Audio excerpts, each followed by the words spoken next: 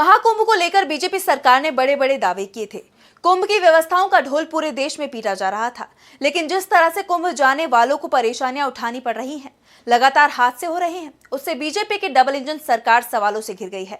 पहले प्रयागराज के कुंभ क्षेत्र में भगदड़ मची, लोगों की जान चली गई, तो अब नई दिल्ली रेलवे स्टेशन पर बड़ा हादसा हो गया। विपक्ष ने सरकार पर तीखा हमला बोला है। तो क्यों मची रेलवे स्टेशन पर भगदड़, देखिए इस रिपोर्ट में। देश की राजधानी के सबसे सुरक्षित माने जाने वाले नई दिल्ली रेलवे स्टेशन पर 15 फरवरी की रात करीब 10 बजे अचानक भगदड़ मच गई। महाकुंभ में जाने वाले यात्रियों की बढ़ती भीड़ और रेल की लापरवाही के चलते 18 लोगों की जान चली गई। सवालों में मोदी सरकार बुरी तरह से घिर गई है। दरअसल नई दिल्ली रेलवे स्टेशन पर शाम 7 बजे से ही लोगों की भीड़ बढ़ती जा रही थी। रेलवे की तरफ से ही कबूल किया गया है कि हर घंटे प्रयागराज के लिए 1500 जनरल टिकट जारी किए जा रहे थे। ऐसे में प्लेटफॉर्म नंबर 12 से 15 तक लोगों की भीड़ बढ़ती चली गई।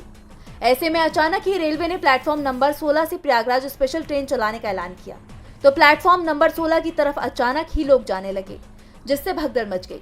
बाद में रेलवे की तरफ से 18 लोगों की जान चली जाने की बात सामने आई, जिसमें 14 महिलाओं और बच्चों की जान गई है। प्रयागराज हादसे को लेकर विपक्ष ने सरकार पर तीखा हमला किया है।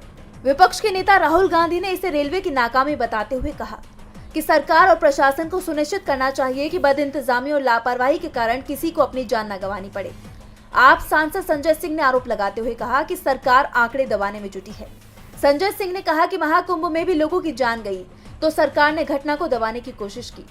कितने लोगों की जान गई, इसकी सही संख्या भी नहीं बताई। विपक्ष की तरफ से रेल मंत्री अश्विनी वैष्णव के इस्तीफे की भी मांग की गई है। फिलहाल सरकार की तरफ से राहत और सहायता का ऐलान किया गया है, लेकिन सवाल ये उठ रहे हैं कि सरकार का मैनेजमेंट क्या घटना को दबाने का ही काम कर रहा है।